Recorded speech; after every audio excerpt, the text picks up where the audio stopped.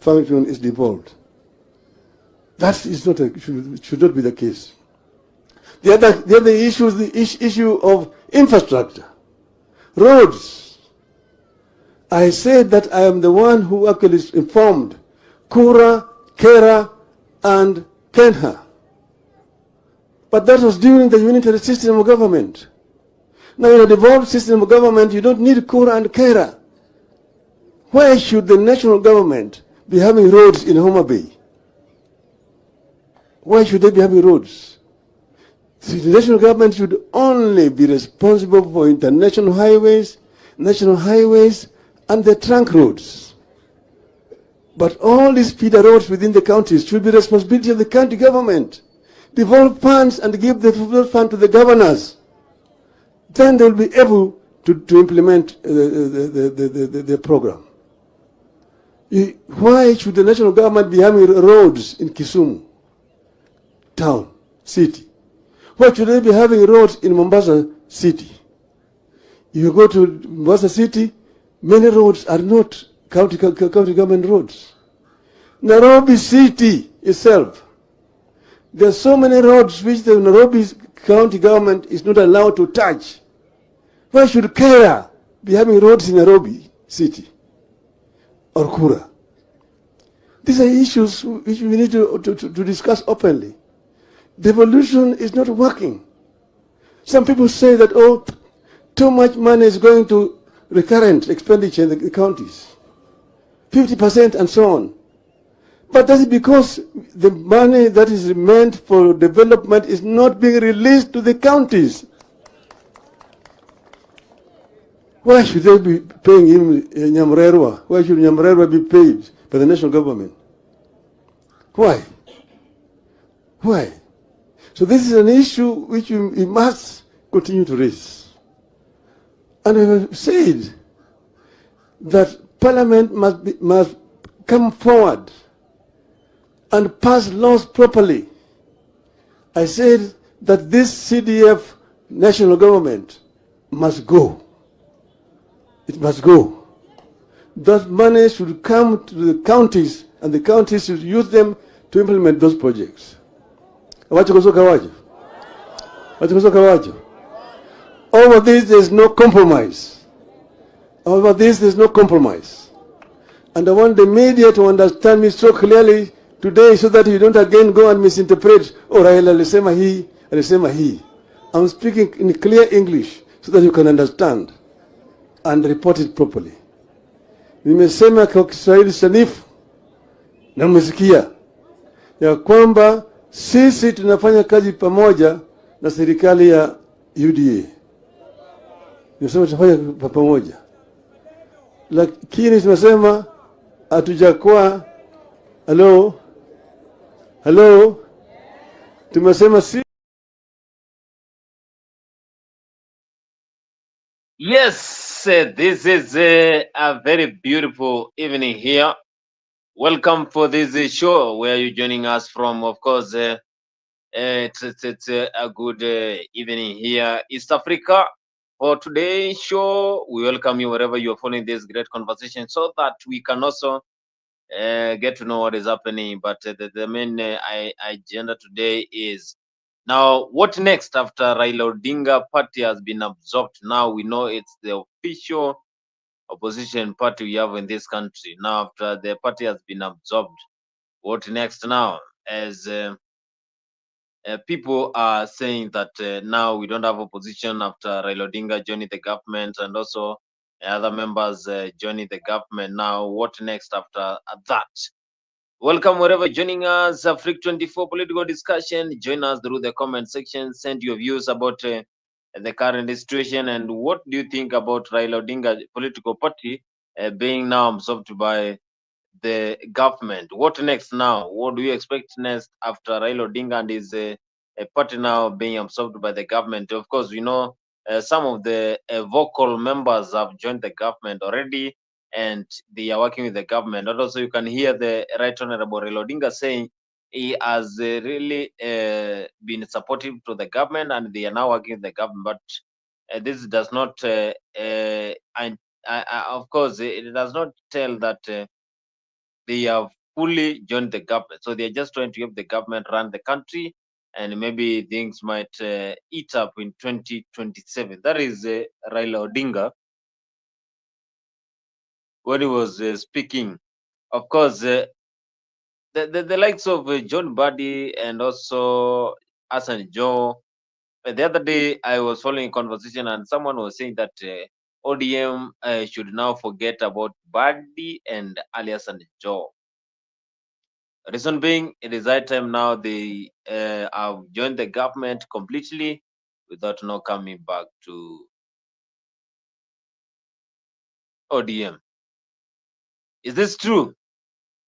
Buddy and alias and Joe wameenda kabisa kwa serikali ya Kenya Kwanza ama watarudi? That is the question that we're asking here as we join this conversation through the comments. Did you think that Buddy and Alice and Joe, they have joined the government completely without coming back? Niseme kwa lugha ya Kiswahili. Nilisema za kwamba sisi tuko demokrasia. Na demokrasia kila mtu ako na haki ya kuongea. Sama ya ODM tuliamua kwamba sisi tutakuwa na uhusiano. Lakini kukuwa na uhusiano sio kusema ya kwamba sisi yote tumeingia kwa serikali. Kwa mfano mnajua kule Amerikani serikali iko sasa ni ya Republican. Now they have a Republican government. But they used to have a Democratic government under Mr. Biden.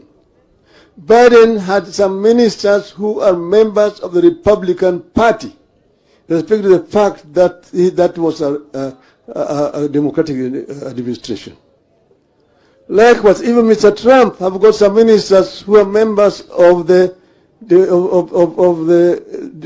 Democratic Party. I'm saying Biden had ministers who are members of the Republican Party, and he was a Democratic president. And Trump has also got some Democrats in his cabinet today. There's no collision between Democratic Party and the Republican Party in the U.S. Secondly, we are running what is called a presidential system of government. We don't have opposition benches and government benches. We have what is called parliament as an institution. Parliament oversight the government. The executive implements policies. Parliament passes laws, and the executive uses those laws to govern the country. And then the judiciary, which interprets the laws. So there's really no collusion between ODM, no collusion between ODM and UDA. But it is an arrangement which is based on an MOU which was signed between us, and it was on open daylight. And there are very clear points in that MOU, 10 of them, and they are very explicit indeed. That's the reason why I don't see why people are bickering. When Mr. James Orengo talks, he's talking on the basis of an MOU between ODM and UDA. Orengo has not committed any crime. He has got a democratic right to say what you're saying.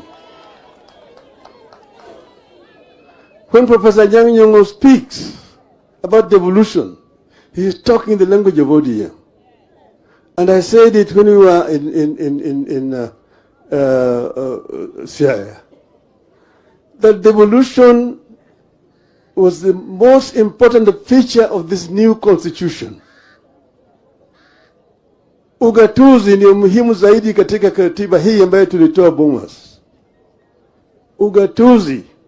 Lakini ugatuzi hajafanya kazi kwa sababu hatujatekeleza kulingana na sheria ambayo iko ndani ya katiba.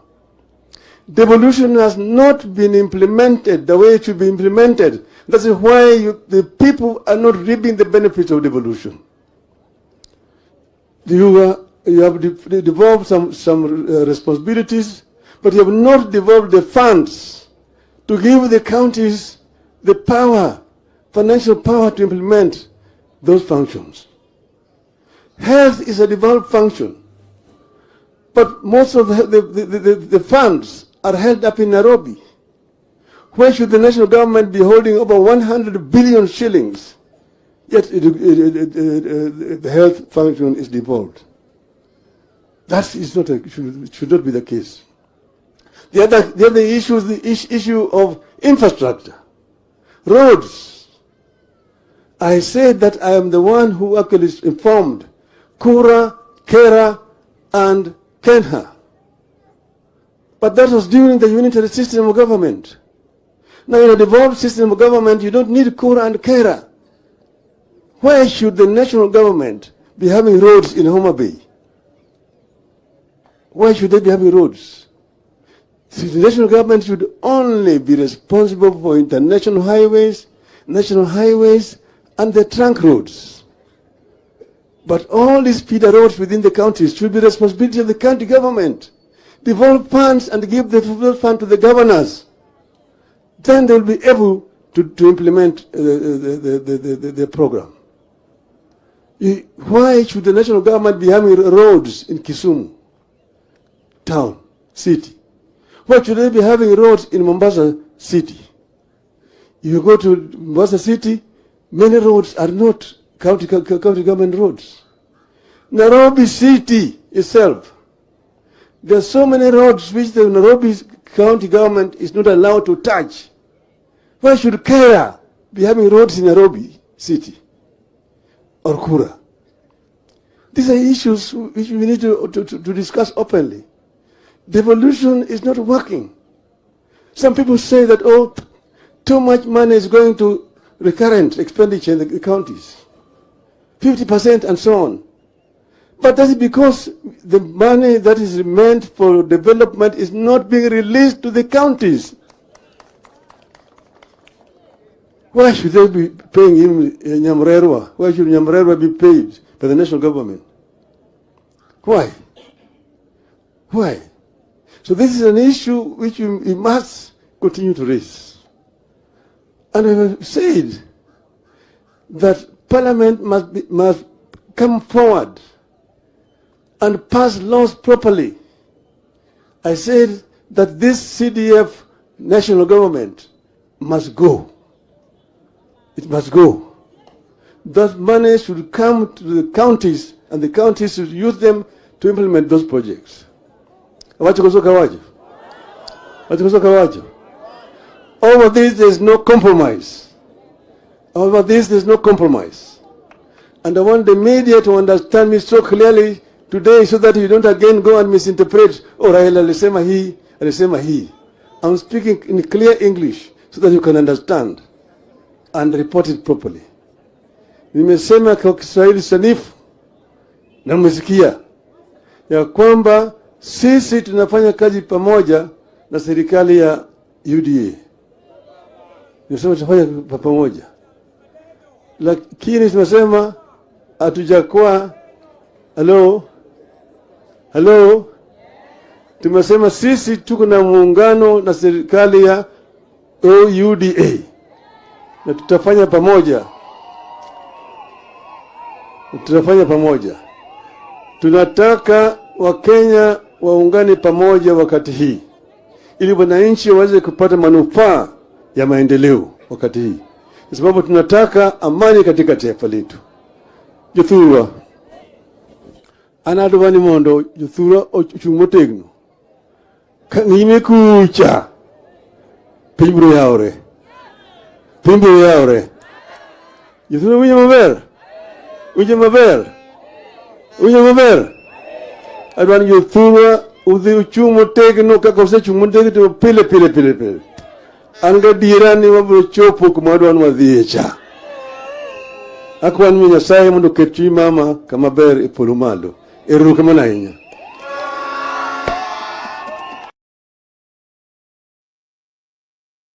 Yes. That is Raila Odinga, of course. When he was speaking, and he was saying that he is speaking clearly, telling the Kenyans how the Kenya Kwanza government and the ODM are working together. He's saying that They have just joined the government to help the government, but they have not joined completely the government. Their main work is to help the government to deliver the manifesto and also to try to consult each other when it comes to the development. But some of the puntis, they are saying that it's that time now. Kenya forgets that we have opposition. Opposition is no more. We have received several people joining the government, and now after that, it is a sign of opposition end time. Of course, we have seen many leaders trying to come out as opposition leaders, but now, after what we have seen recently, the broad-based government has neutralized that opposition power. We don't have that opposition power currently in Kenya because we used to know Junet Mohammed, the likes of Raila Odinga, the likes of Lake region members being the top leaders leading the country in the front line when it comes to the opposition push.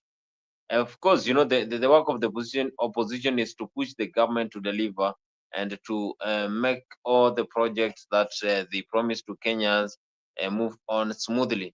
But of course, following closely today, the court to Secretary General, of course, Francis Atwoli, when he was speaking, says that the government is doing a good job. So give the government time as Kenyan give the government time, of course.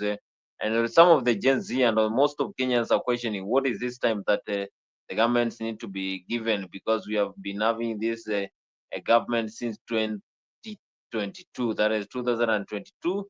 Now in the year 2025, remaining 1 year before Kenya elections kicks off officially. Power to come to your constituents. After every 5 years. Tuna hiyo authority. Na tukisimama tukisema fulani asichaguliwe, hiyo sio kwa msaa. Wananchi watauliza, yule mzee wa kota anasema fulani simchague. There is something wrong na huyu mtu.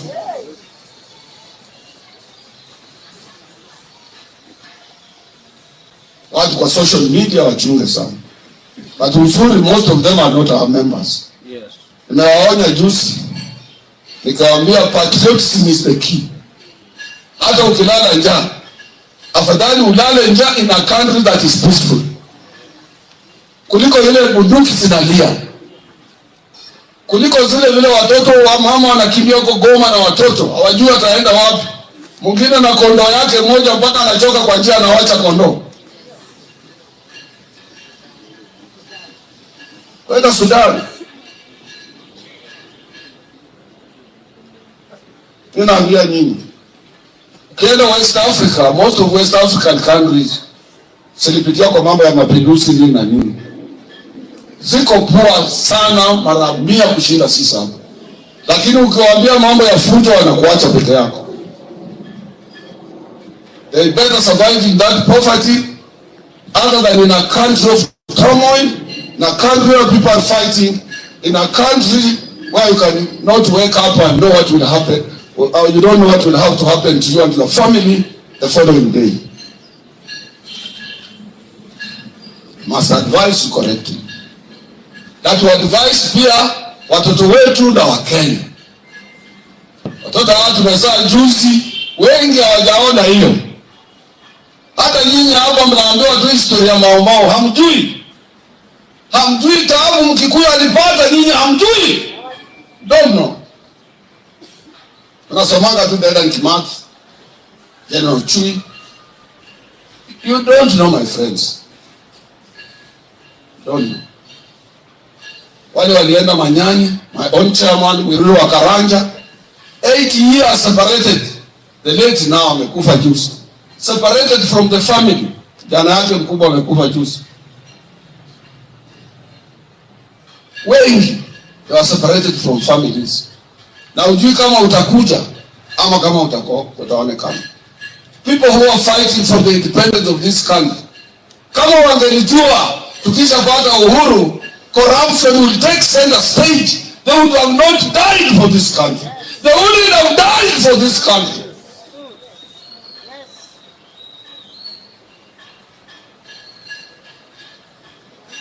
Na ndio mimi nasema kila siku, wabunge wajaribu tubadilishe sheria.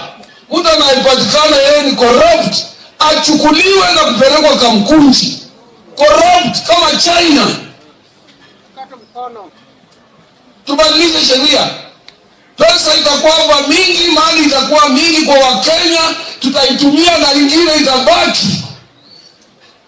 Hata sisi tutakuwa tunalipwa mshahara na serikali, kwa sababu pesa itakuwa mingi.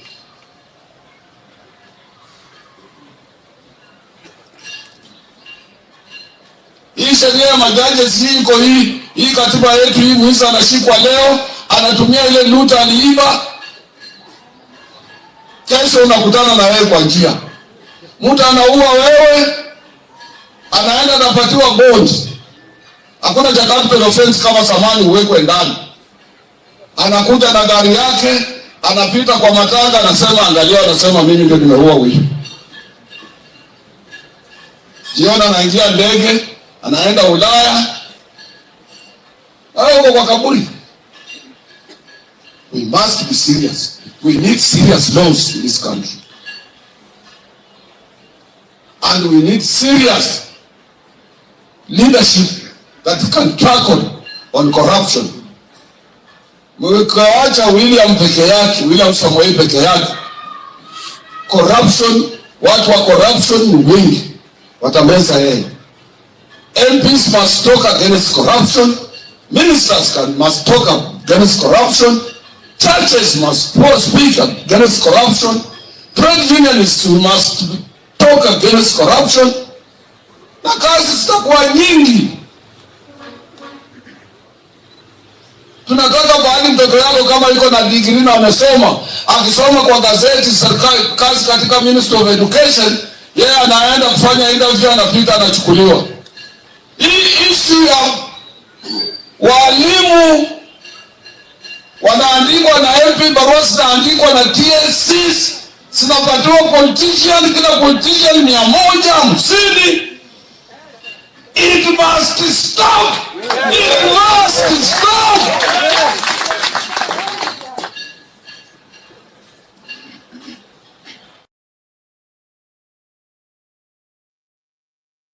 Another sound to be misused by Kenyans over there. It must stop. That is what Atwoli is saying. He's saying that if you leave William Ruto to fight the corrupt people in this country, then he cannot manage to lower the level of corruption in this country alone. You need to come out, support him, so that corruption can be of low levels. But the corruption in this country is of course, being contributed by the leaders themselves. As Mzalendo the other day said, these leaders are the ones who are going to squander public resources, and then at the end of the day, you will see them coming back in 2026 after wasting all those years, now requesting for those top seats. But now money in this country has been squandered by a lot of people, and now the Gen Z and the entire Kenyan people, they are ready to make a change in 2027. A change through a leader, a determined leader, courageous leader who is ready to support Kenyans in all dimension without stealing, without any negative when it comes to the economy of the country. Because we have seen a lot of people trying to complain. When you go to the markets, every person is talking about the low income rates in this country. In terms of development, you have seen now some of the areas are very poorly populated because of lack of access roads. And yet we have members of parliament, we have leaders, but someone was telling me that the only way Kenya will change is when the leaders realize that they were given that opportunity to help the citizens and also build themselves. Because from what we are seeing, It's a tit for tat game. But the Kenyans are the one who are suffering as the economy goes Mheshimiwa high. Koki, we said umekuwa life member, we underlined life member. Lakini ticket is not automatic. Unajua hiyo? You tunasema is going to be open nomination. Because we don't want where mheshimiwa mwingine sasa mimi tikiti imepeanwa. Hakuna mtu atasikika akisema tikiti ya Wiper ilipeanwa.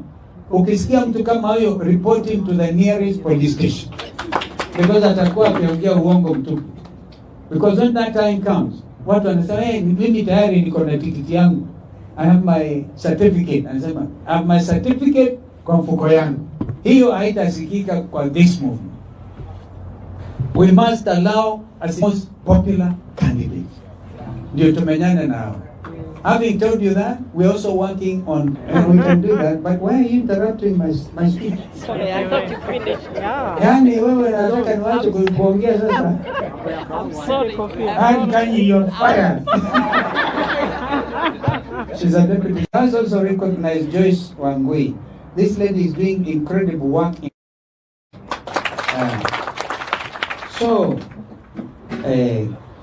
When I say that the CDF was taken out, yani aliuawa. Wengine sijui wanapiga kelele Kalonzo ende athibitishe maneno kwa DCI. DCI anaitwa Amni ama anaitwa nani? Ndio. Mwambie nitumie summon sahi. Tuende kule na Kenya nzima kwa miguu na Gen Z wote, because what I was saying, and you'll ask simple basic questions. Sio kazi ya CDF kutumwa aende aka-inspect a primary school. And I want also to say, wale watu wanachungwa Kenya hii kwa njia tofauti na ya hali ya juu. Number 1 ni Commander in Chief, who is William Ruto himself. Na number 2 ni Chief of the Defense Forces. You don't play with those people. Because kuleta ndege ya Chief of Defense Forces down is not only negligence, but criminal negligence. You cannot give any excuse for that. So I still demand independent commission of inquiry to do what exactly happened kwa General Ogola. Wangapi wananiunga mkono? Maybe they were thinking hiyo itaisha. General Ogola, it's on record kwamba yeye kuna watu waliapa kumtoa because he did his duty as a member of the National Security Council. Remember, I used to be the deputy or the vice chairman of the National Security Council when I was the vice president under Kibaki. Na inchi ilienda vizuri. That is when we took the decision to follow wale walichukua watu wetu kutoka Lamu. We said the doctrine of active pursuit is internationally accepted. That's how we went to Somalia. That's how we went.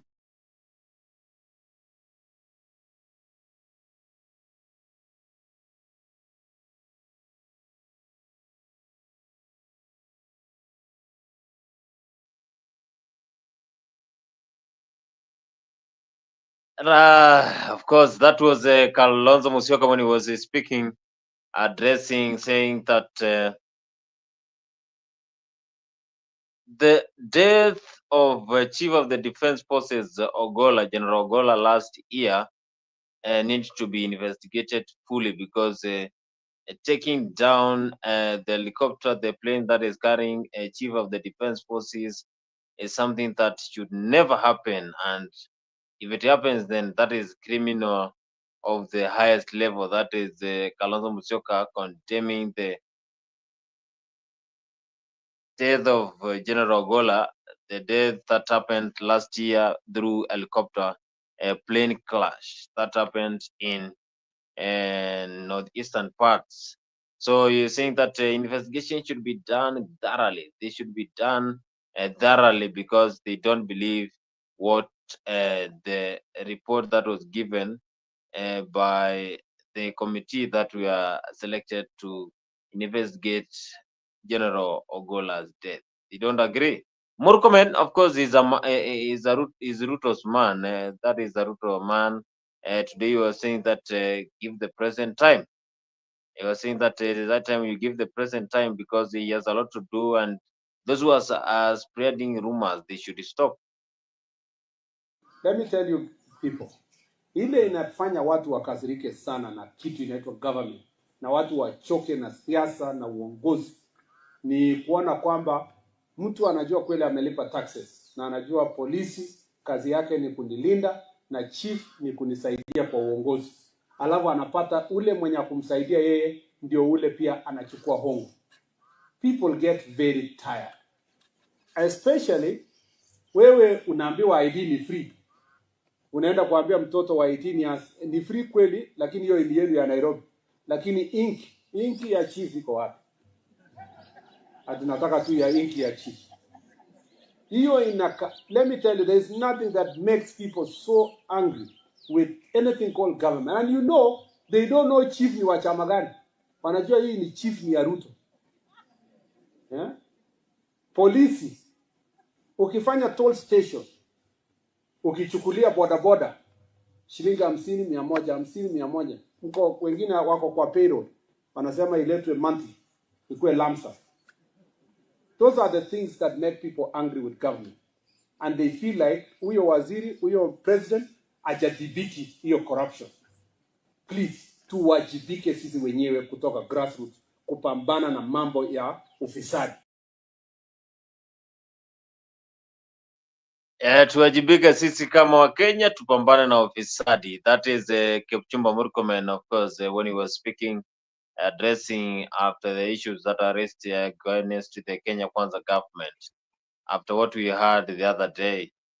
Jared, karibu sana Jared. Of course, tonight we are happy to have you here, and of course you give us your view about the ODM party. Of course, we are speaking about the ODM, the future of ODM after what Raila Odinga said yesterday when he was trying to defend Rengo and Anyang' Nyong'o. What is your take about ODM now after the government is formed by a broad-based government? We have not seen active opposition coming out. Of course, we know ODM is the official opposition party we have in the country. How are you? Very fine. Oh, long time. I've not been here for quite a while. So, there is a concept in economics that we call, the concept of diminishing returns. I tend to believe that, ODM for the last almost 17, 18 years has been on an up trajectory. But, where it has reached that point of diminishing returns. And it does not matter what it does, I think ODM, is now destined to go down. It's destined to go down. And that is the reason why you are seeing, the double talk in ODM and, the conflicting statements in ODM.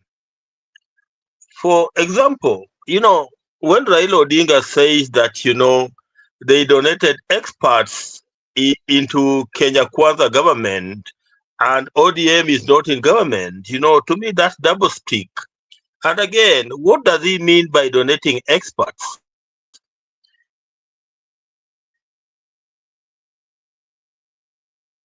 Because if you look at Mbadi is not an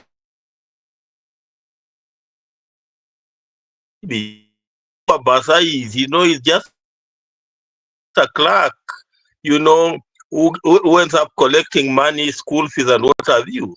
So, for Raila Odinga to purport that, Mbadi is an expert, then, I don't see that expertise at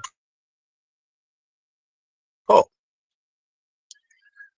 There is this, Joho's credentials are very questionable. Where he went to school, how he went to school, what he attained, are very, very. When you look at the minister in charge of energy, Pio and I, Pio and I is not an engineer. To him, engineering to him is as likely to become an expert in the engineering field. So, Raila Odinga here is a guy who I tend to think that he's confused. And, the ground,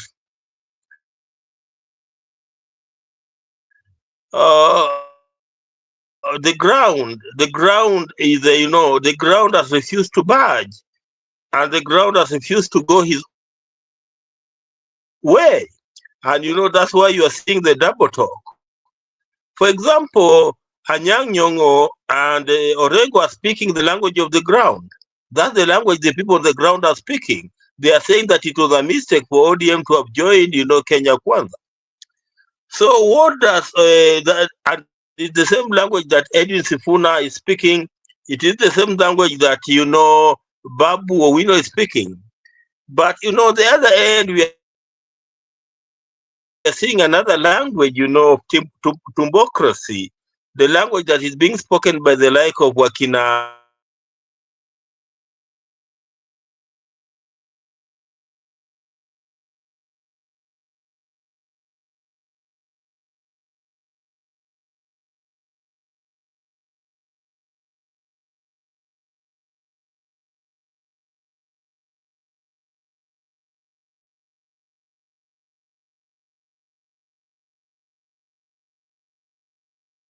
Jared, are you there?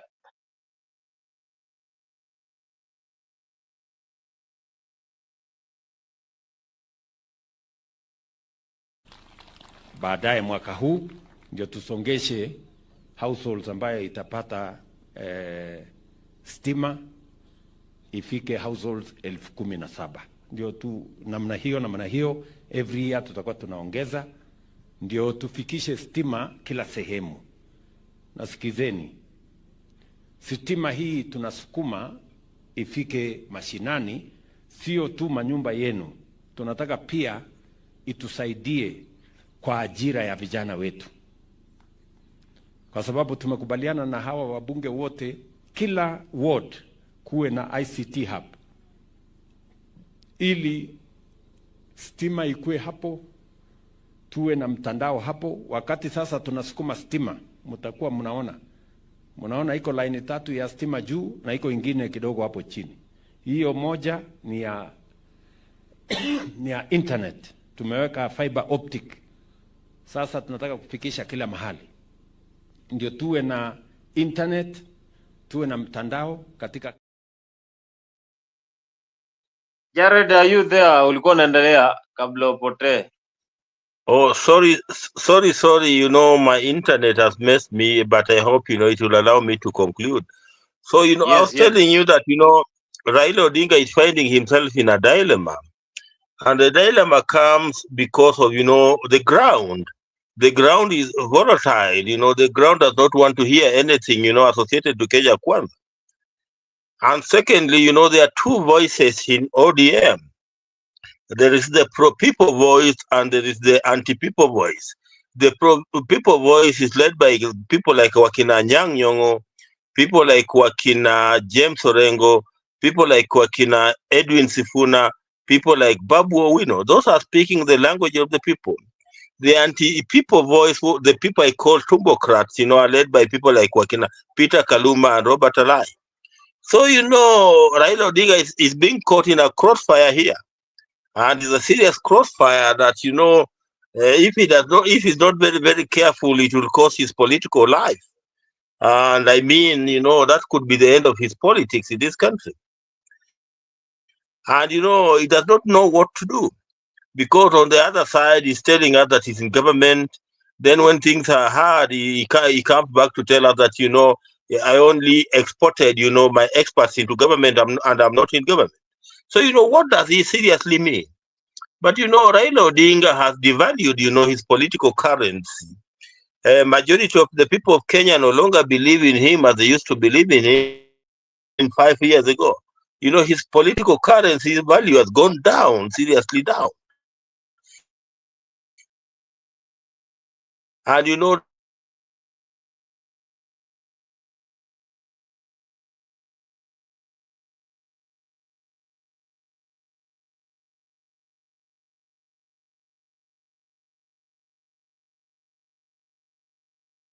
Jared nafikiri ako na shida ya network, sijui ananipata. Jared, unanipata?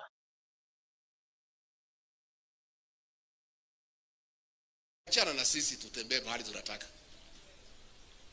And even if you want to pursue us, don't pursue us inside the church. But of course, when we are seated here, wondering why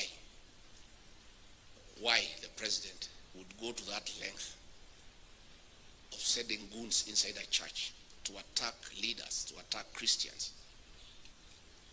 But we also remember that sometimes back, kanisa ya Kiambaa,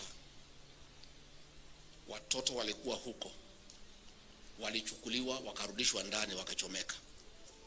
So we are not surprised, because hii ni tabia ambayo inaonekana it is consistent. So where rais endelea, no problem. Lakini ujue hii kitendo ya leo, uhusiano yako na kanisa ya PCA is irreparably damaged ever.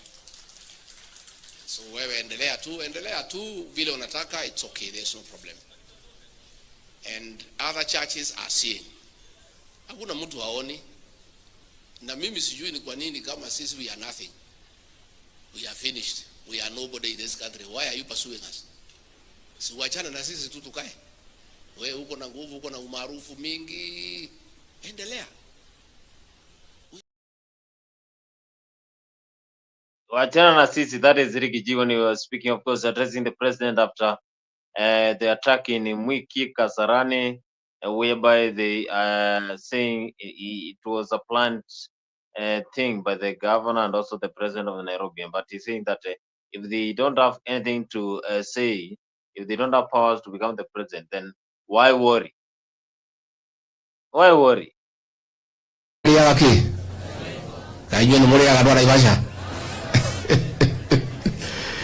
Kwa hivyo mimi niseme tufanyie wananchi kazi na tuache uongo, kwa sababu ile shida imeharibu hii serikali ya William Ruto. Ni mambo ya nini? Ni waongo, sio waongo. Hiyo ndio ukweli, na ndio mimi tulishindwa kukaa na yeye, sababu kila siku ni kudanganya watu na kutenga na kuahidi, si ndio? Si hata saa hii anajiandaa kutembea huko, anakuja kusema ukweli au uongo, si mnajua? Lakini tumesema msijali, pesa imepangwa na magunia, mjitayarishe mkule, lakini msipeleke hiyo nyumbani. Pesa nyumbani imelaaniwa, mkule pale kwa market peke yake, si ndio? Na msichanganye na ile yenu ya zamani, na msipeleke mtoto shule ama kununua ng'ombe ama mbuzi. Hiyo kama uko na deni ya shalo kulipe na hiyo pesa.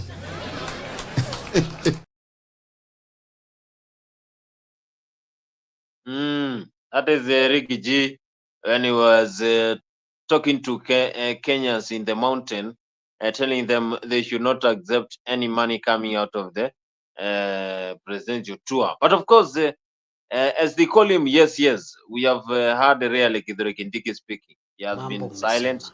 He has been not making headlines.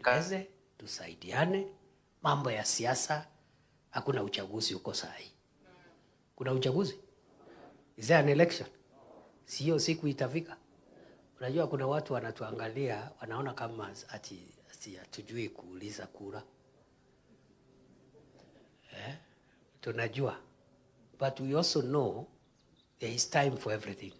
Hata Biblia inasema kuna kila jambo iko na wakati wake. So siku ya kuomba kura ikifika, hata sitakuwa na suti, sitakuwa na tai. Mimi nitavaa t-shirts, nitavaa sijui nini, tunyoroshane na wale wengine. kila mtu aseme vile alisaidia watu ya Gikomba wakati walichomeka. Si namna hiyo? Ule mwingine ambia watu ya Mudhurwa ama watu ya Marigiti vile aliwasaidia wakati alikuwa na nafasi. Namna hiyo. So we are not worried. What we are doing what government does. Government helps the people to reduce their problems. Si namna hiyo? Mambo ya kura itafika baadaye.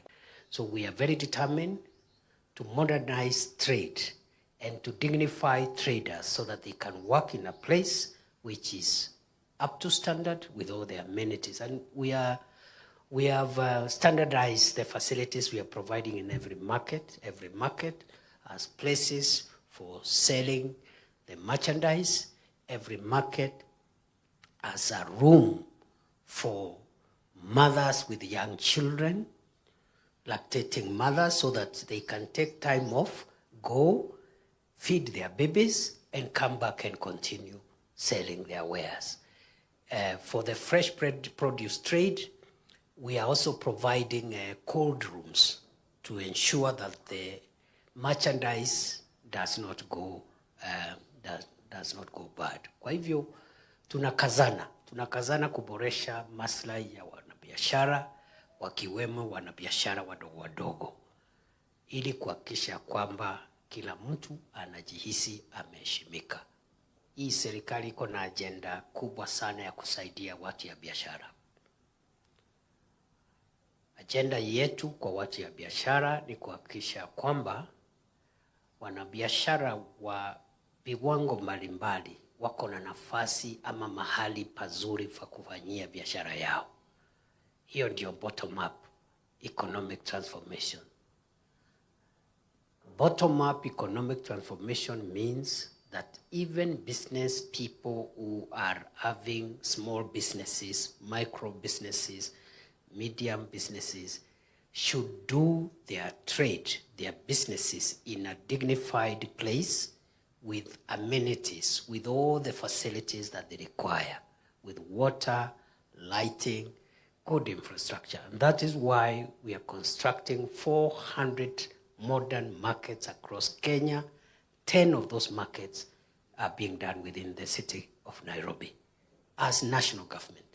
Once we finish constructing the markets, we will hand them over to the respective county governments to run them together with the traders, so that we will not be having this issue of fire all the time because of the quality of our markets and the amenities, the facilities that are available in our markets. Going forward, for Gikomba, I think the toy market and a few other markets that have had repeated incidents of fire, we must go to the root cause, and therefore the president has directed the relevant agencies to investigate and the causes of these fires. It doesn't make sense to imagine that all these things are accidents, because they keep on happening year in, year out. And therefore, that work is ongoing to make sure that we get into the roots of this matter and resolve it once and for all. Kwa hivyo Kithure Kindiki, for the last few weeks, he has been silent. He has only making headlines very shortly. I think some of the advisors, they told him, just keep quiet, do your work, and leave it for Gachagua, because Rigiji has been making headlines every day. He has been injecting every day after what we saw during the 2024 impeachment.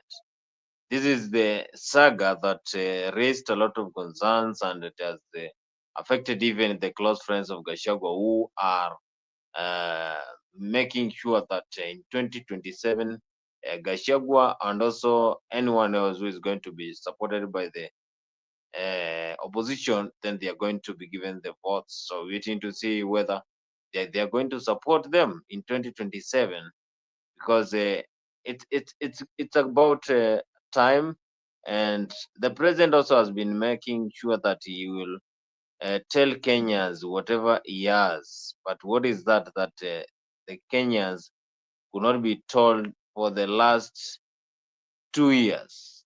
What is that? That is also what we are asking here. Make sure you join us here for the first time. This is Africa 24. But of course, it's from that we have had some members saying that the country is heading the wrong direction, though the president has been making sure that he controls everything. Our defense And he has forces are given key hopes to upholding these values. Their presence ensures stability, attracts investment, and inspires both national and global confidence. Na ndio sababu hiyo tukaamua vile vile kwamba tuunganishe taifa letu la Kenya, ndio mambo ya maendeleo yaendelee kwa kasi zaidi.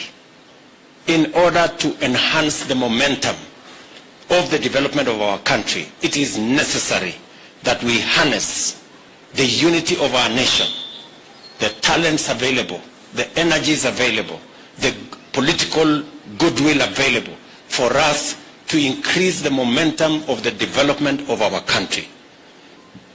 Competition is good because it gives us winners and losers. Unity is better because it creates a win-win formula for everybody. It creates winners without losers. Nobody loses in unity. Everybody wins.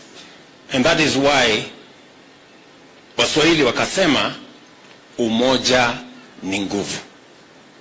Because in unity there are no losers.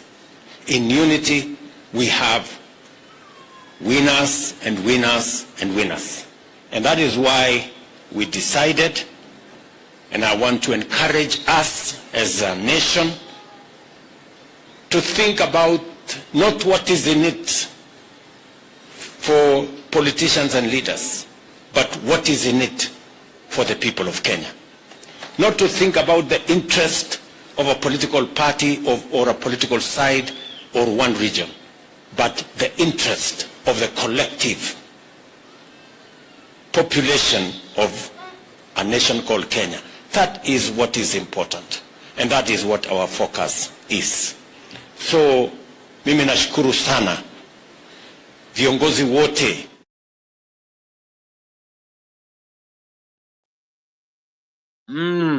That is the president when he was addressing and saying that he is appreciating those leaders who came together so that they can work and they can make this country go ahead. But of course, you have heard how members are criticizing. Today we had some of the members also trying to defend the president. And but those are the close friends. When they speak, you know they are speaking on behalf of the president. But also, President landing in Rome, it has raised a lot of concerns after the China tour. Instead of coming back home, I have followed what is happening in the social media X, and they are saying that they are just having tours instead of working for the people of Kenya. Mzalendo, presidential tour ya China, did it bring any impact to this country? Are we going to benefit, or we are going to lose money to the Chinese country? Good evening. Good evening, Kimanzi. I'm not sure. I've not really followed. I would rather comment on something I know, but I've not followed keenly the presidential tour in China. But this comes in the wake of the new realignment of the world order. Each and every country is looking at a more friendly partner in terms of development. So I will not be surprised if Kenya is moving east away from the traditional West. You remember Ruto was a darling of the West. Now he has moved to Kenya. And with all this trade wars going on, Maybe I don't want to speculate. Maybe it is the right move when you look at the economic development of a struggling country like Kenya. Yeah. So you're saying that, of course, Kenya, we are trying to borrow money. The president the other day said that he will make Kenya move ahead, and Kenya will also will be depending on itself for the next few years. But now we have 2 years to 2027. Mm.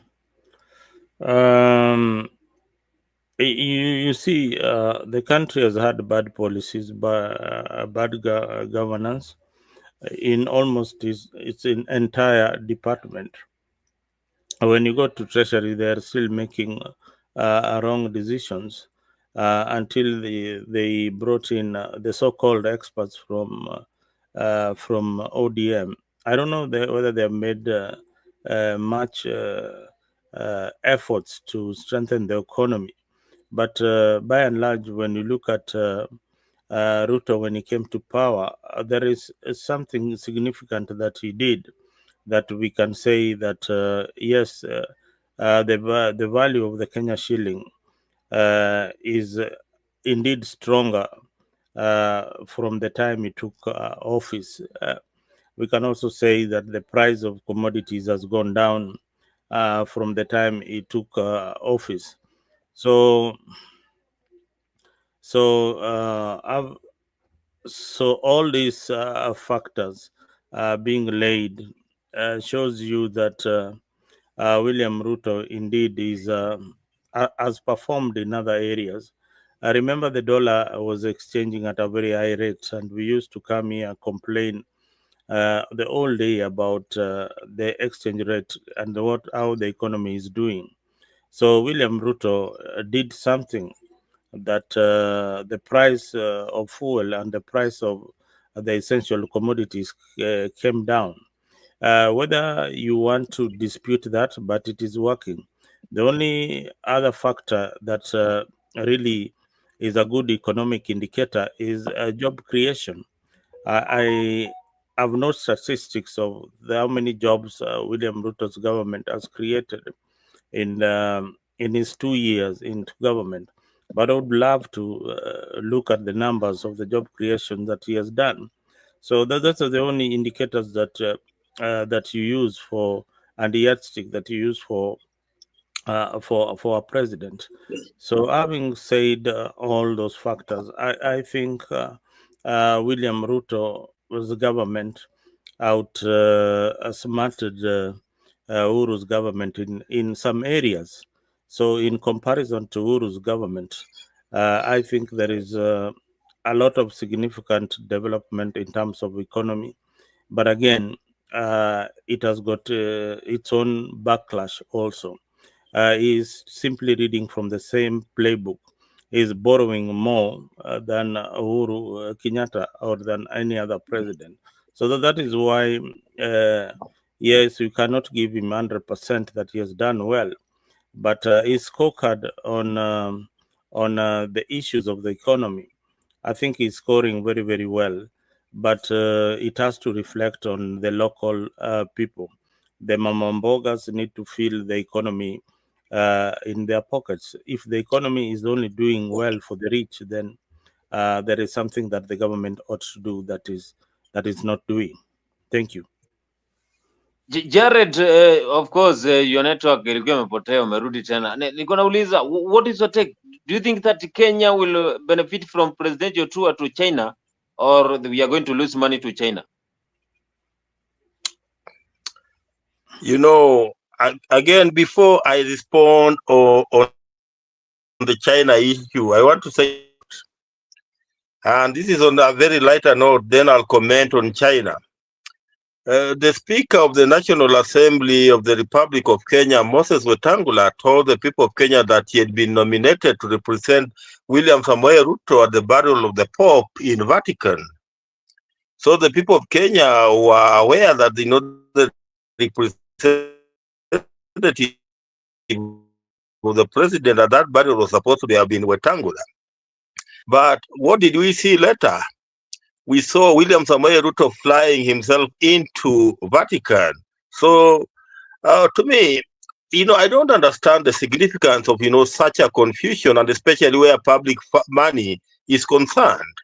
For example, if William Samoei Ruto, if it's true that William Samoei Ruto nominated Wetangula, and then he ended up also going into Vatican, then we need to surcharge William Samoei Ruto for, wastage of public funds. We need to surcharge him. Then on the issue of China, I don't have any issue with any country borrowing, so long as, we are borrowing, for purposes of sustainable development. But, the problems we are having in this country are that, we don't want to adhere to the values and principles of good governance. And so long as we don't want to adhere to the values and principles of good governance, we have continued finding ourselves in the hole.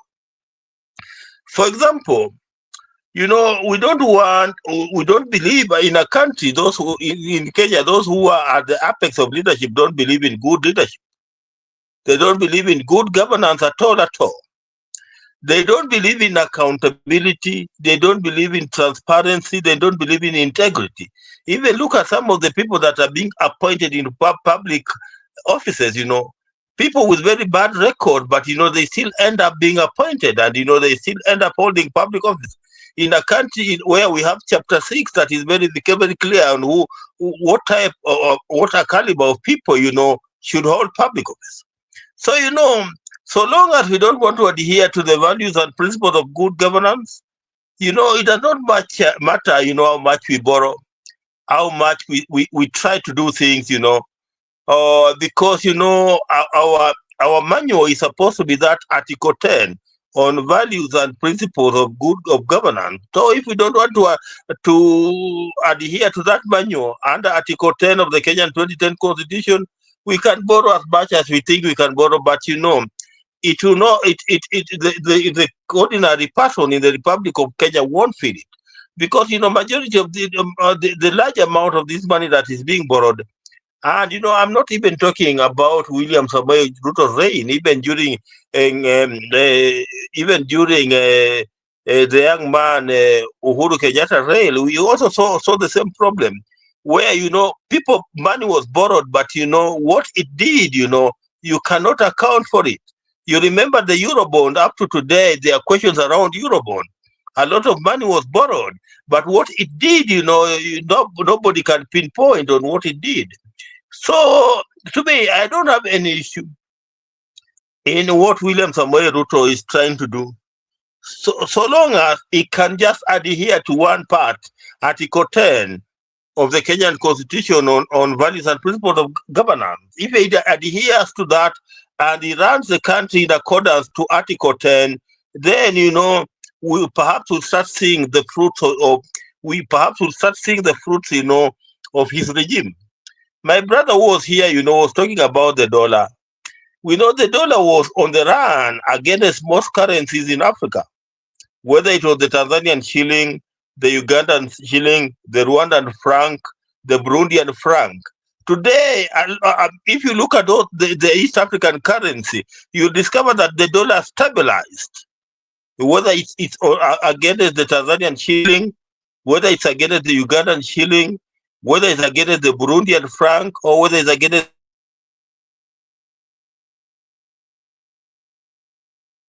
a miracle at all, those are global economic dynamics that are played in to stabilize the dollar against other currency. So I don't see the William Ruto play.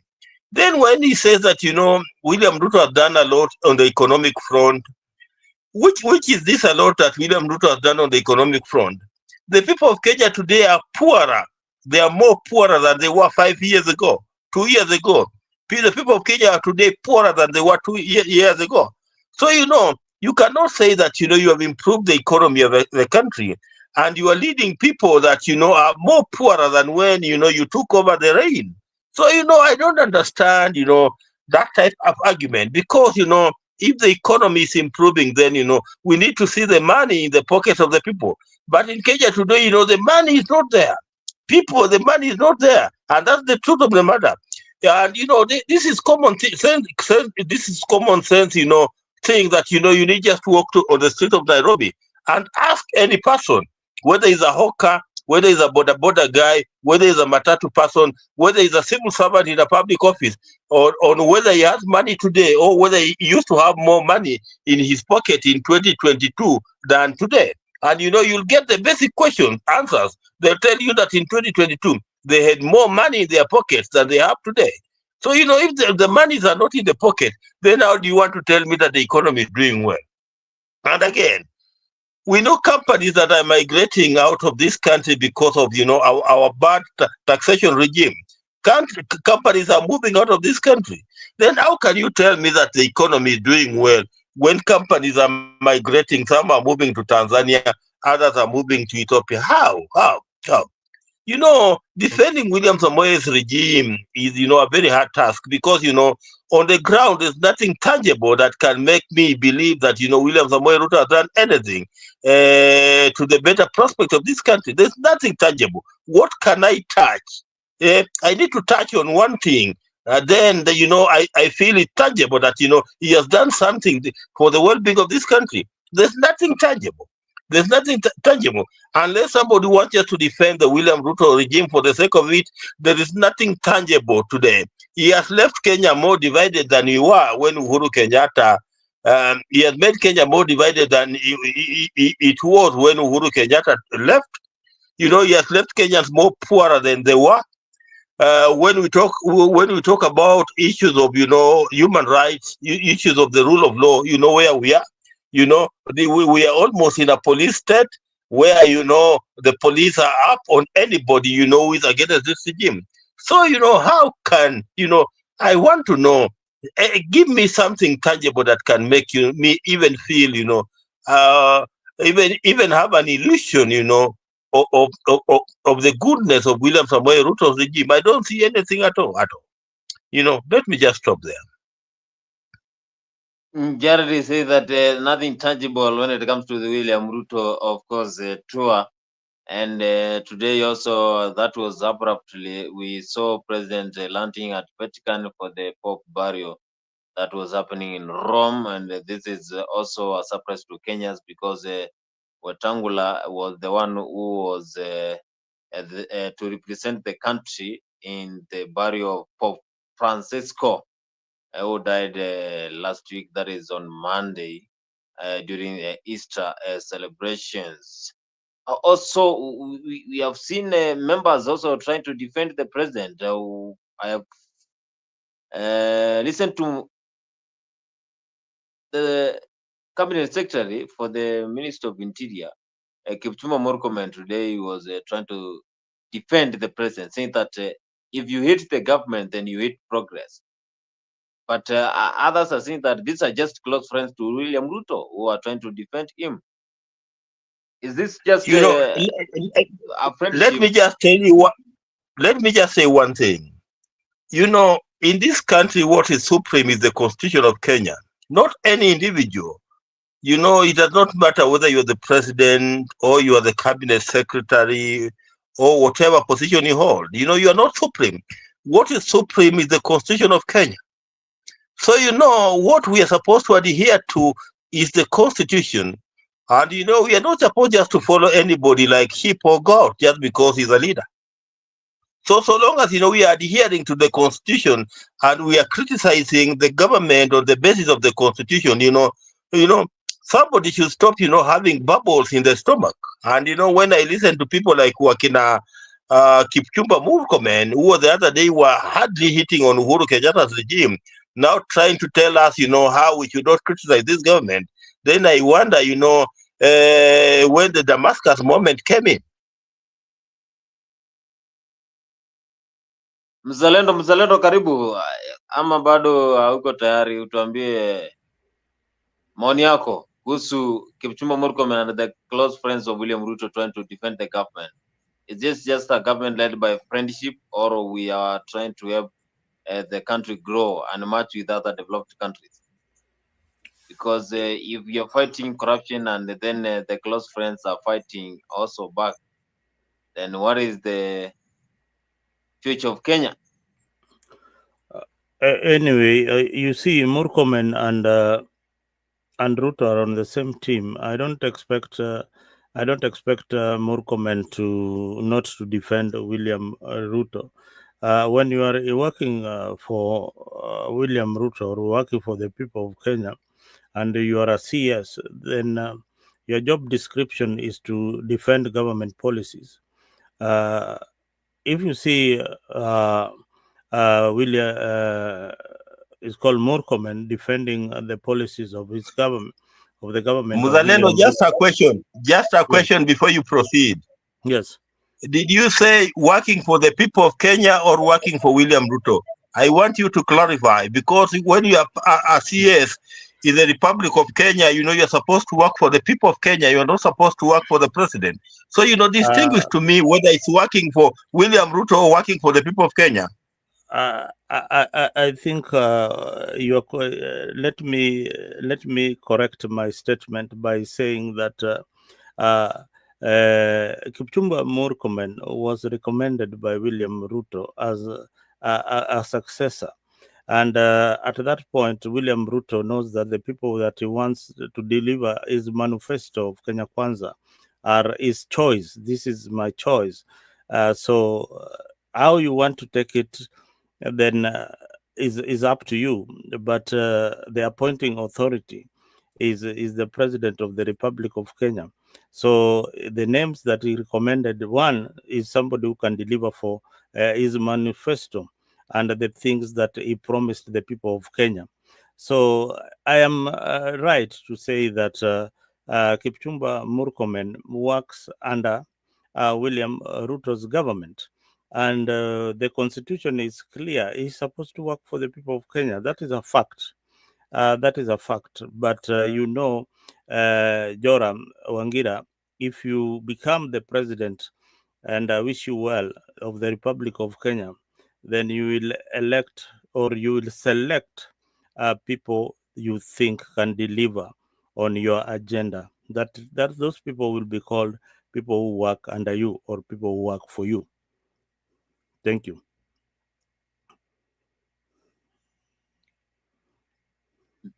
I hope you understood my point. Yeah, of course. Jared Muzalendo, of course, was trying to respond to your point, I had asked him. Yeah, so Jared actually interfered with my trail of thought. I said that Kipchumba Murkomen is fulfilling the wishes of the Kenya Kwanza government. This is what they promised the people, and this is what they have personally discussed with the president, that I want you to do ABCD so that we can be re-elected in 2027. So I am right to say that, apart from working for the people of Kenya, Murkomen works under the instruction by the president of Kenya. That is what I meant when I was referring to Murkomen working for the president. Yeah. So there's no point that you'll find Murkomen going against the policies of government. The policies of government are straightforward. They are derived by parliament and executed by the cabinet. So whatever they are executing right now is what Kenya Kwanza wants to deliver for the people of Kenya.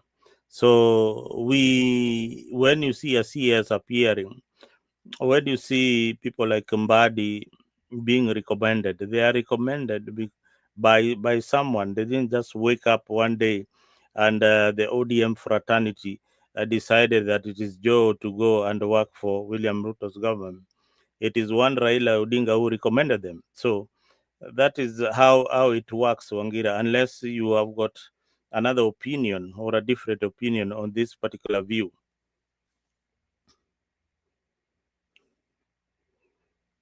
We have seen the likes of Muturi who have been in the government. When you're in the government, then you talk something that is opposite to what the government expect, then they will sack you. we have seen all those happening. Also, Gashagwa, you were saying that he was the only person who was trying to stop the president also from implementing some of the projects. Is this the way we should run the government? When you spot someone who is trying to go against something that you are saying, then you are going to stop? Are we going to have this for the next 10 years, Jared? I think You know, let me just say a thing, that there is a reason why it is the parliament to approve the appointment of a cabinet secretary. It is the president will nominate, then parliament will approve, then later the president will appoint. There are reasons why we have that process. Secondly, a cabinet secretary, before he takes office,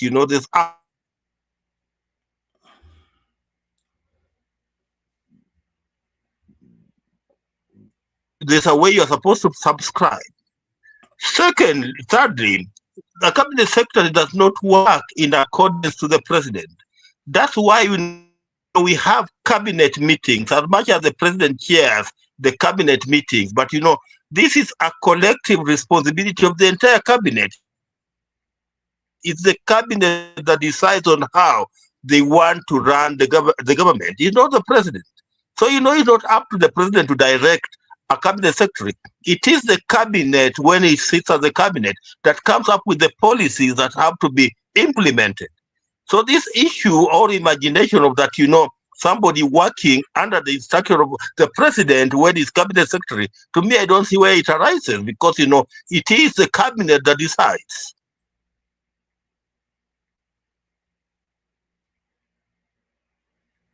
Can you hear me? Hello? Can you hear me? We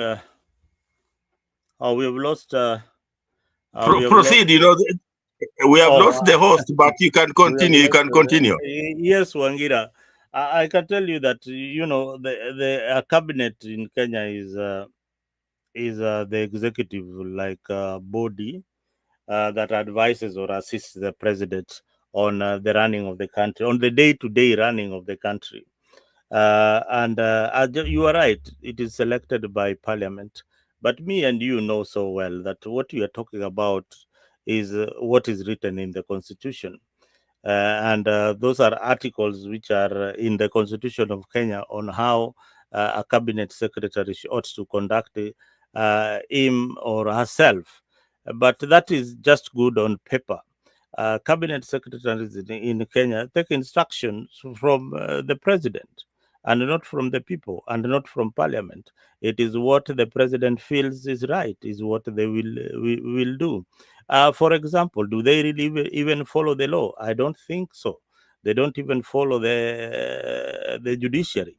We saw just the other day a CS for treasury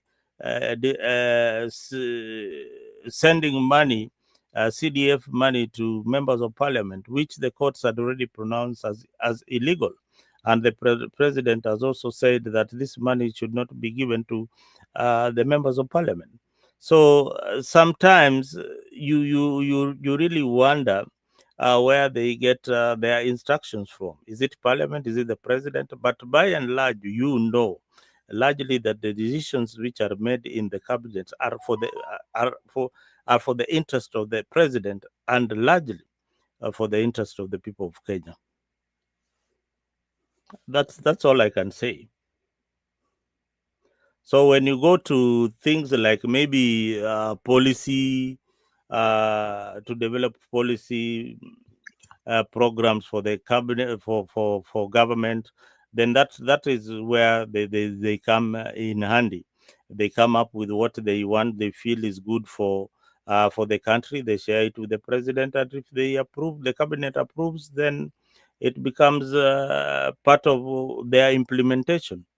So, and the cabinet also, Wangira, also advises the president. We know that the cabinet advises the president, but do you think that most cabinets in African governments advise the president? I think very few of them advises the president. Maybe individuals would advise them on a friendly basis, but largely I think they follow what the president wants to implement. I want to agree with you that, so long as we have what I call lame duck institutions, then, we end up in the quagmire that we are in as a country. The design of our parliament, our Mm-hmm.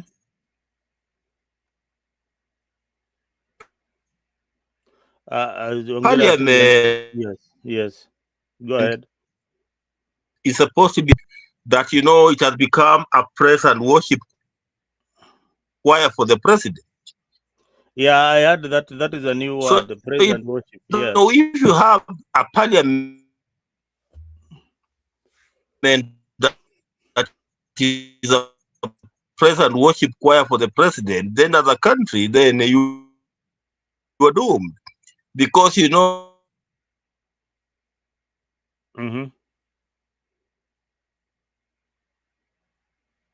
I think Wangira, we are losing you. Your network is not very good. You need to log in and log back, guys. If you're watching us in Africa, make sure that you have subscribed. If you're watching us from other particular platforms, make sure that you subscribe to Africa 24, so that you can continue listening to our analysis of the political situation in our country. Today, the discussion it's rather veered off from the main topic, and we have gone to the cabinet. I think the topic today was rather the cracks in the party called ODM, and how is it going to affect the Kenya Kwanza? Should one Raila Odinga decide that, okay, my time is up to be in Kenya Kwanza, and decides to leave the Grand Coalition government. So I don't know what your take is on this particular issue, but I would like to hear your comments on what you think is the next step for the ODM party. Should they leave the much published coalition with the Kenya Kwanza? I really want to see your comment on the comment section, and if you have not subscribed to Afrique, please do so, so that you can continue listening to this wonderful production that will keep on giving you civic education on how to vote for your favorite candidate in 2027. And again, we will be posing up a question every other time here on Afrique on who is your favorite presidential candidate in 2027. Please make sure that you leave a comment on the comment section. I will only read one comment per person. So don't leave a lot of comments. So just leave a comment and say that, I support William Samoei Ruto for 2027 because of reason A. Full stop. I support Rigathi Gachagua, even if I know most likely he's not going to run, because of A. I support Matiangi because of A. He can bring the change that Kenya needs. So I support Kalonzo because of A. Please leave a comment on the comment section and say that why you support this particular individual, and if they are the ones who are going to take Kenya to the next level. Guys, if you're not subscribed, I repeat, if you're not subscribed to Afrique, make sure that you subscribe so that we could be bringing for you all these wonderful stories that is happening in our Kenya political theatrics. I say Kenya political theatrics, boss. There's a lot of theater in our Kenya politics.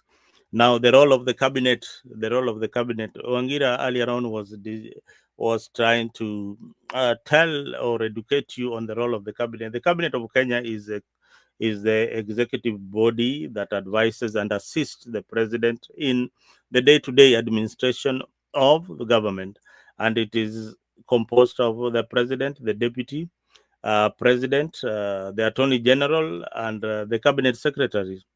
And there is an article that constitutes the cabinet. The cabinet. This is Article 152 of the Kenyan Constitution 2010. So, role number one is key policy formulation. The cabinet formulates policies. So when you see a cabinet out there in a funeral articulating government policies, those are the policies that probably they have discussed, develop and implement government policies and programs. When you see them doing public participation, that is what they are supposed to do according to the constitution. Now, coordinate the ministries. So, Ministry of Internal Security has got many other branches that the CS Murkonmen needs to coordinate. But there's, again, we'll come another day with another topic of the security situation in Kenya. It is getting really bad. We have got all these gangs that operate and kill people the way they want, and police officers, the CS is saying that they take bribes at will. And again, they have said, and the CS was yesterday on camera saying that right now police officers, they no longer take daily bribes, they take monthly bribes. Yani polisi anachukua ongo per month. Yani kama wewe uko kwa barabara na uko na matatu, unakusanya pesa, ukishakusanya pesa unapelekea OCS ama OCPD. Kwa jumla hii mambo ya pesa kidogo kidogo waliwacha, na hiyo mambo pia ilikuwa inafanya wanaswe zaidi. So saizi watu wa matatu, watu wa bodaboda wanashikana, hii ni kitita tunapelekea mkubwa. So hii pesa ya mkubwa ndio inaharibu nchi ya Kenya. Hii pesa ndio ya hongo ndio inaharibu nchi ya Kenya. Now, another role of the cabinet secretary is to present reports of what he's seeing. So instead of Murkomen telling us that polisi wanachukua hongo, present that in the cabinet, look at what can be done about it. If it is to streamline or sack those officers who are taking bribes, please do so. Please do so. You have got only 2 years left to show us what you have done. Kama hujafanya kazi, I am sure unaenda nyumbani. So dakika zinayoyoma, there's no time for you guys. You need to act very, very fast and make sure that we have a good country. At the end of the day, hii Kenya ni yetu, tunatii amri ya serikali na tunafuata sheria, na sisi pia tunataka serikali ilinde usalama wetu. So kama serikali iwezi linda usalama wako, then tafadhali park and go. So hiyo ndio Wakenya watawaambia Agosti ikifika, that park and go. So we are looking at various situations. Again, I repeat, we are looking at a survey this week. We pose a key question to Kenyans. Who is your preferred presidential candidate for 2027? Kindly share just the name and one reason. No elaborate explanation. I want you just to share the name of your most preferred presidential candidate and share it on a freak. Share it on a freak. You never know what might happen. Unaweza tunukiwa zawadi mwisho wa hii poll. Tunataka kujua ni Wakenya wangapi, and the candidates who have been posted out there, ni Wakenya wangapi wanakufikiria. If Kenyans are not talking about you at this particular moment, then you are not a candidate. You are not a good candidate to to take on Ruto in 2027. I also want to hear your comments hapo kwa comment section. If you love this show, I'm seeing a lot of hearts there, people who are loving this particular show. David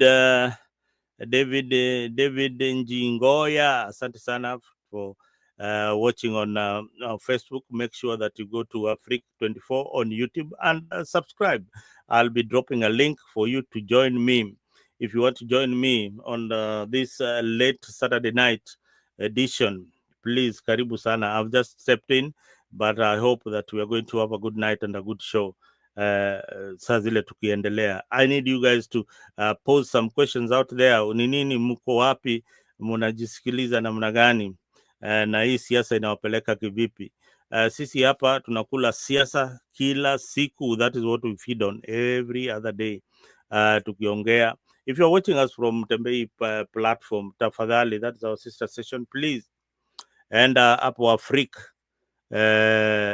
subscribe on YouTube so that I can be able to see your comments on Afrique. Now, social media is playing a very, very crucial role in educating our members of public, and I don't think that the government likes it a lot. This, if they don't use it effectively, this is going to be their biggest downfall. Sisi hapa ni kuchambua serikali. Kama imefanya vizuri kwa mambo zingine, tutawaambia hapa Afrika. Kama wamefanya vibaya, you'll also hear it here on Afrique24. If they are doing well, we will also bring them up on board so that they can tell you that this is what we are doing as a government. But so far, manunguniko, malumbano ni mingi sana katika hii serikali. Na pia Bwana Raila Odinga atishia kuachana na hii mambo ya handshake na Ruto. Wanasema ati kuna zile vitu wanaita pointers that they had agreed upon with William Ruto.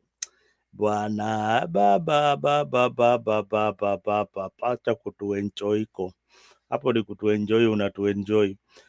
If the most important pointers that you needed to have looked at is what you had in the National Accord, the 8 pointers that Kriegler left, that is what you ought to have followed, because they are not any different from what you came up with the NADCO. It is not any different from what you spoke with one William Ruto. And by and large, ni nyinyi wale mko kwa serikali na wale wako na wale waheshimiwa wako Senate na Parliament ndio wanasikia raha ya nchi. Sisi wengine bwana, sisi ni maskini hoi hoi, hatutambuliki mali yoyote bwana. Sisi hatutambuliki. Mimi kama mzalendo nakwambia hatutambuliki na hii serikali, na tujui kama wewe payslip yako imeongezeka. Wewe pia ukuja hapo tuambie enyewe after deductions. Bwana Atuoli juzi alituongezea mshahara. Jamaa wa Malingala bwana, kila saa shenzi sana. Atuoli shenzi sana. Uwezi ongezea wafanyakazi mshahara yao. You need to retire and go. Atuoli go home. You need to consider kuongezea wafanyakazi, at least watu wale wako under kotu waongezewe mshahara kidogo, because saa hizi uchumi watu wanaumia, lakini wewe una sauti. Lakini hapa kwa Afrika tuna sauti ya kukurepresent wewe Mkenya ule uko pale. Ile kitu tunakuhimiza tu ni uchague station ya Afrique24 kama ya station number 1 kwa hii mambo ya siasa na mambo ingine ya kiuchumi yako binafsi, na mambo ile tunaweza saidiana. So if you've got any other issue, please shoot us an email on Afrique or jump into the studio. I'll be dropping a link kwa wale wanataka kuingia kwa show. Tafadhali mnaweza ingia kwa show wakati wote ndio tuweze kuzungumza nanyi. Wacha ni drop hii link tuone kama mko tayari ama nikauoga mko nayo, mnaongopa kuingia katika runinga. Saizi David, asante sana David. Thank you for tuning in. Nyinyi wangwana, nyinyi ndio watu wale tunawaheshimu sana. We are here because of you, and it's not just for civic education. It is also a very important role that we play here. For you, the citizen of Kenya, it is important that you step up and be part of the decision that is being made by these so-called leaders in parliament. But wengi ni wafisadi sai. Unaweza jua, unaweza angalia vile maisha yao imebadilika. Waangalie vile wanatupatia bursaries. Siku hizi Kenya, mbunge wako ndiye anakulipia school fees. Bwana, siku zangu bwana, wazazi wangu walikuwa na shida kweli. Ati unaenda unapanga kwa redi, unapiga salute, unaambia mheshimiwa, mheshimiwa tafadhali, niko na watoto wawili, mmoja yako secondary, mwingine ndio huyo ameenda kufanya KCSE. Tafadhali mbunge wangu, mimi nakupigia kura, mimi na watoto wangu wote na jamii yangu yote, na ukae kujua mimi kwanza niko na mabibi wangapi? 3. Hiyo yote ni kura yako. Ile kitu nataka tu unifanyie ni unisomeshe hawa watoto, ni usinisomeshe hawa watoto. Kenya tunaelekea wapi? Kenya umeelekea wapi? Now this man has literally sold his soul to the MP. There is no time. Akipatiwa bursary na checks na nini, hiyo story imeisha. Ndio maana unasikia wabunge sahi, hii mambo ya CDF hawataki kuachilia kabisa. Hawawezi kuachilia kwa sababu hapo ndio kuna pesa, Senate nao wako nao. Senate pia ndio hao pia wanajipatia location zingine, pia wanataka MCA huko kwa county wanajipatia ma location zile za majab. Deni ya Kenya sijui ni imefika trilioni 10. Trilioni 10. Our expenditure is almost 5 trillion. Ile pesa tunawachiwa ya development ni trilioni 5. Na hii ni pesa wamekopa. Boss, pesa wamekopa. Hii ni inchi ambao tunafaa kufikiria zaidi. If I was William Ruto, haki ya Mungu ningekuwa tu president hata siku moja. Ningesema bwana boss, hii kitu mimi sikuzaliwa ati nikuwe president milele na milele. Mimi pia nimesikia watu wakilia kama wa Kenya. Nataka tukue na njia mwafaka kujenga hii nchi. Nimemaliza tamu yangu. Nataka mnipatie huyo kiongozi mnafikiria naweza fanya kazi na yeye na haimarishe hii uchumi. Hata kama ni kumwachia hii urais, wewe nyinyi ufikirieni kama wa Kenya tuende uchaguzi, huu jamaa chukue. Mimi mniwache niende nikae stare zangu, nichunge makuku zangu, mang'ombe zangu, nifanye nini? Kwa sababu hii nchi imenishinda. Kenyans nayo kina mzalendo hapa hawalali. Hatutalala, sisi tutakuwa hapa kwa platform kila siku tukikosoa. With the absence of the opposition, the absence of a parliament that has been compromised, these choir masters wale wako pale, sisi hatuimbi choir ya mtu yote.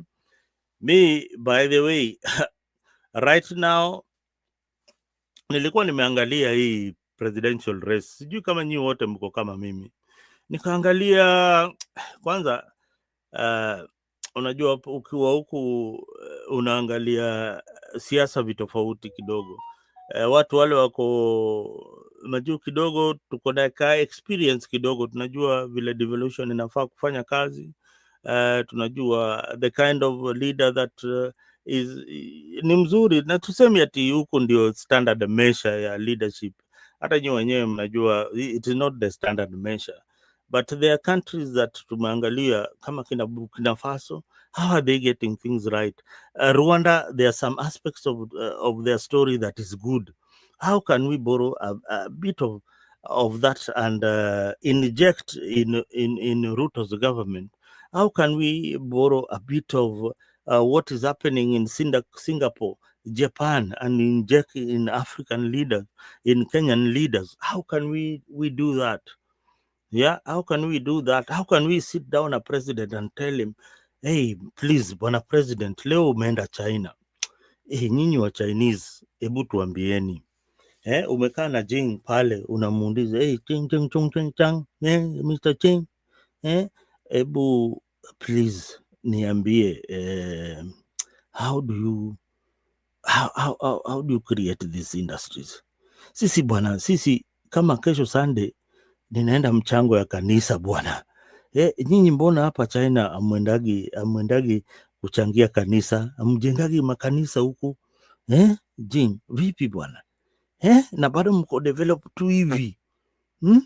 Nini mnaombaga nani? Ni Buddha ndiye anafanya hivi ama ni nani? Ama ni huyu Mungu tunamuomba?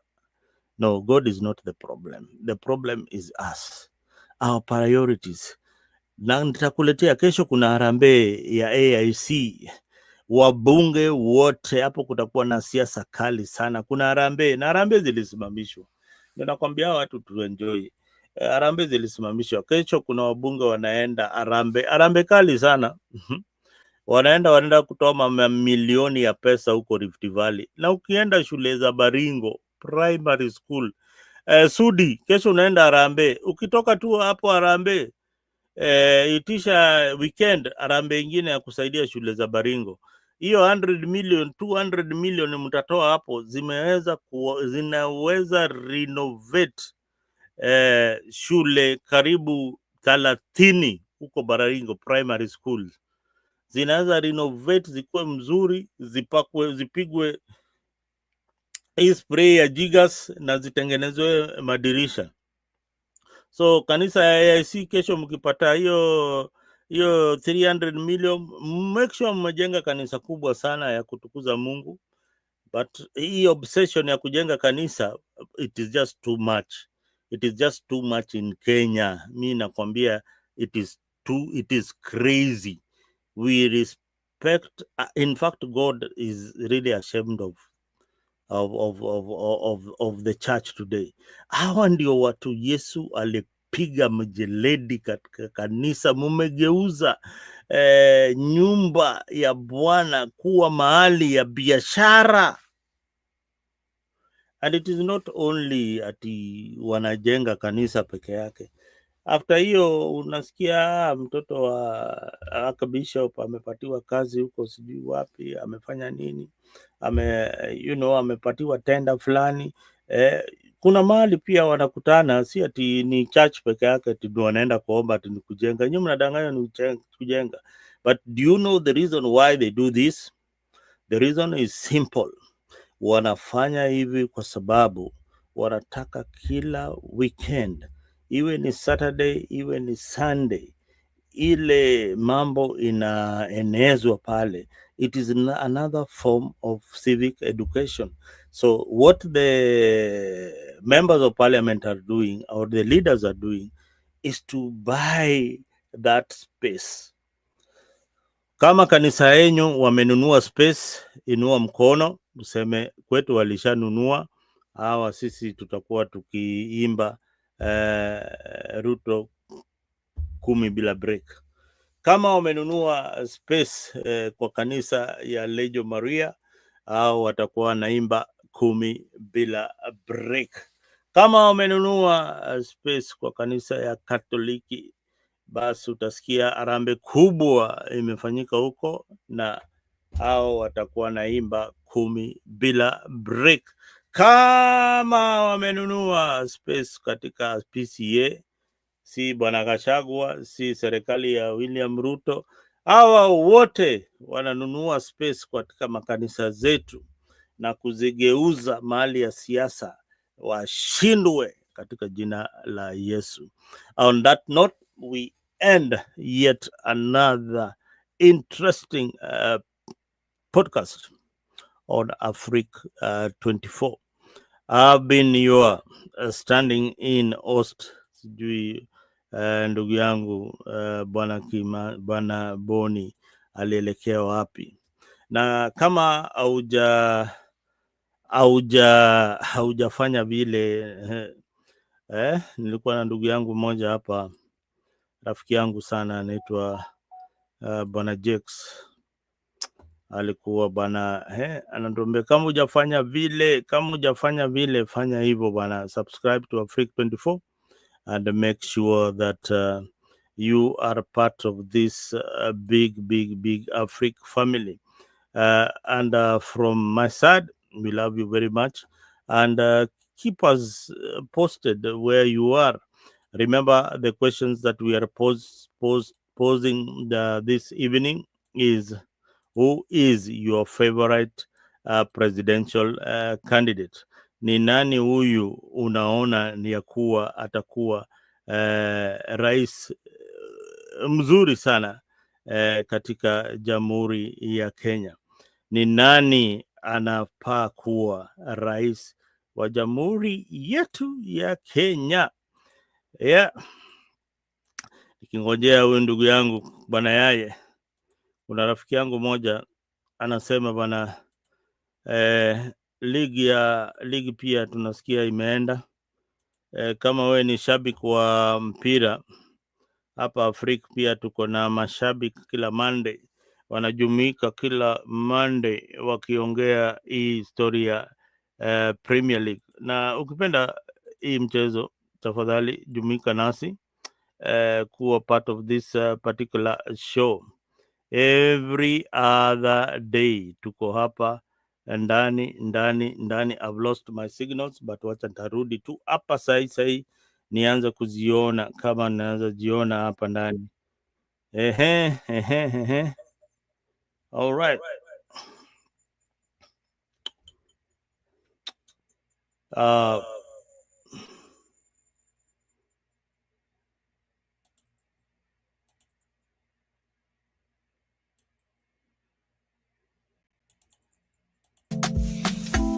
Join us every Friday from 8 p.m. to 9 p.m. for a captivating journey into the world of love, relationships, and romance. Presented by the dynamic trio Maggie Knox, MC Jesse, and Annie Wawero, Bed of Roses. Promises to be your weekly dose of heartwarming stories, insightful discussions, and expert advice on matters of the heart. Whether you're single, in a relationship, or simply love a good love